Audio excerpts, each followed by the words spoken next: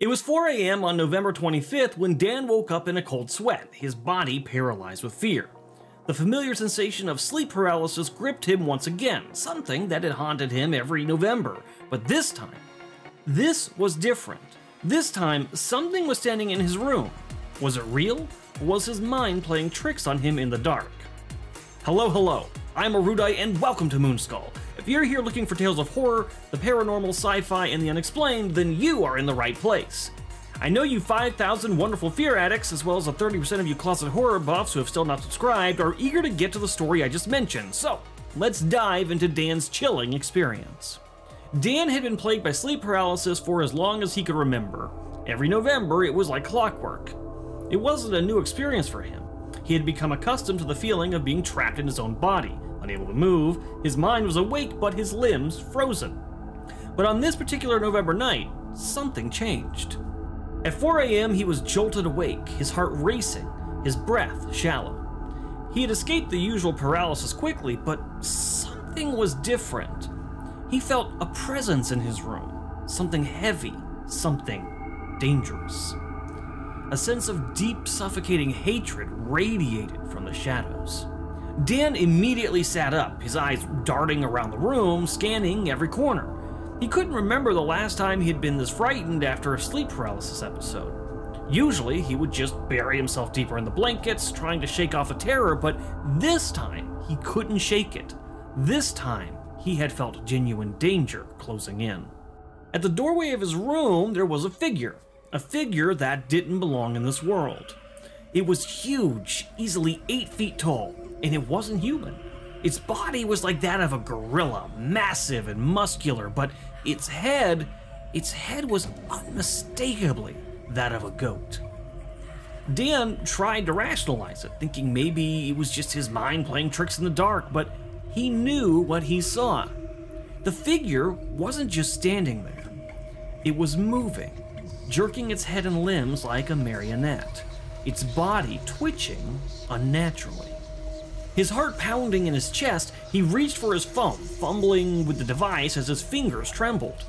He turned on the flashlight, but he didn't have the courage to shine it directly on the figure's face. Instead, he aimed the light at its body, just enough to see the grotesque silhouette. The figure didn't move. It just stood there, staring at him, its dark eyes filled with malevolent intent. Dan's blood ran cold. He couldn't breathe. He had to scream, and so he did. Now his scream echoed throughout the house, long and loud.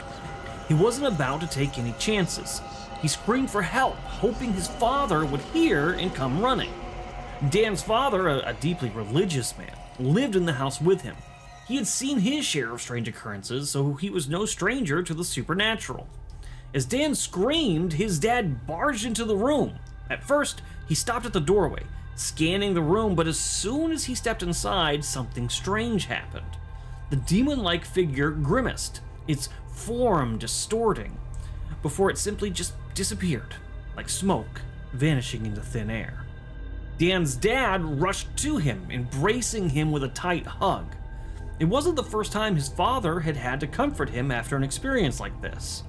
As strange as it was for a 30-year-old to be consoled like that, Dan felt safer with his father by his side. They ended up spending the rest of the night together in the living room, huddled with the family's cats for comfort. Dan's dad, now in his late 50s, had always been into Catholicism, a belief that had deepened after he'd witnessed paranormal events as he was growing up. He had seen ghosts and demons throughout his life, especially after a stressful period that only seemed to magnify his connection to the supernatural.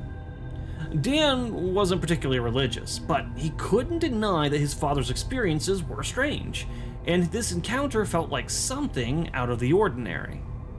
That night was only the beginning of a series of unsettling events that left Dan questioning everything.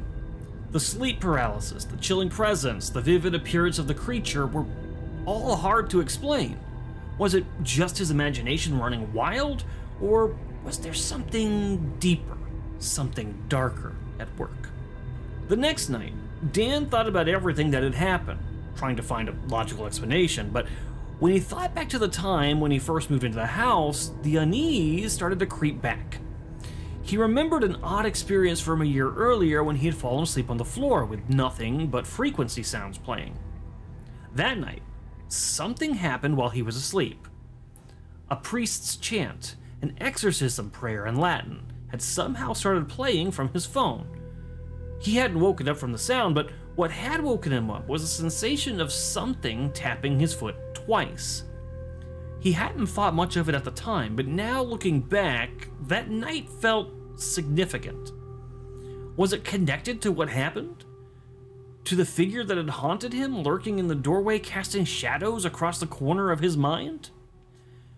Dan had tried to ignore the fear, telling himself that it was just his tired mind playing tricks, but now, after the terrifying figure in his room, the strange tapping, and the intense feeling of something watching him, Dan wasn't so sure anymore.